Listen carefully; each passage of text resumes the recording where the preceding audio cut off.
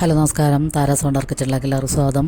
നമ്മളിന്ന് വയറിൻ്റെ ദഹന സംബന്ധിയായ എല്ലാ പ്രശ്നങ്ങൾക്കും പരിഹാരമായിട്ടുള്ളൊരു പൈനാപ്പിൾ വൈനിൻ്റെ റെസിപ്പി ആയിട്ടാണ് ഞാൻ വന്നേക്കുന്നത്. അപ്പോൾ പൈനാപ്പിൾ 21 ദിവസം ഭരണിയിൽ കെട്ടി വെച്ചിട്ട് നമ്മൾ 21ാമത്തെ ദിവസം അരിച്ചെടുക്കുന്ന ഒരു വീഡിയോ ആണ്. അപ്പോൾ പൈനാപ്പിൾ നമ്മൾ ഒരിടത്തരം 5 പൈനാപ്പിൾ എടുത്തിട്ട് വാങ്ങിക്കൊണ്ടുവന്നിട്ട് അത് ചൂടുവെള്ളത്തിൽ ഉപ്പൊക്കെ ഇട്ട് നമ്മൾ കുറേ നേരം വെച്ചതിന് ശേഷം തൊലിയൊക്കെ മാറ്റി കട്ട് ചെയ്തെടുത്തേക്കണതാണ്. അപ്പോൾ ഈ ഭരണി വെയിലത്ത് വെച്ച് നന്നായിട്ട് കഴുകി വെയിലത്ത് വെച്ച് ഉണക്കി ഒട്ടും വെള്ളമയൊന്നും ഇല്ലാതെ നമ്മൾ എടുത്ത് വെച്ചേക്കണതാണ്.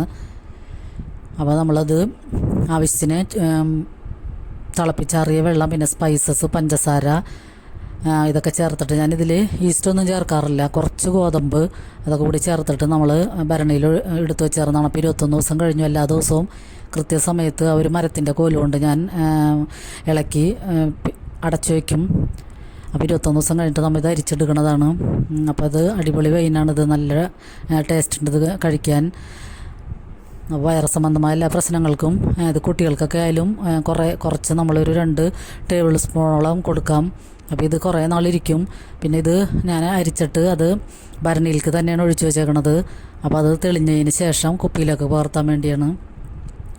അപ്പോൾ നമ്മളിത് അരിച്ചതിന് ശേഷം ഭരണിയിലേക്ക് ഒഴിച്ചിട്ട് ഞാനൊരു ദിവസം കഴിഞ്ഞപ്പോൾ കുറച്ചെടുത്ത് ഗ്ലാസ്സിലൊക്കെ പകർത്തി നോക്കിയതാണ്. അത് അധികം തെളിഞ്ഞിട്ടില്ല.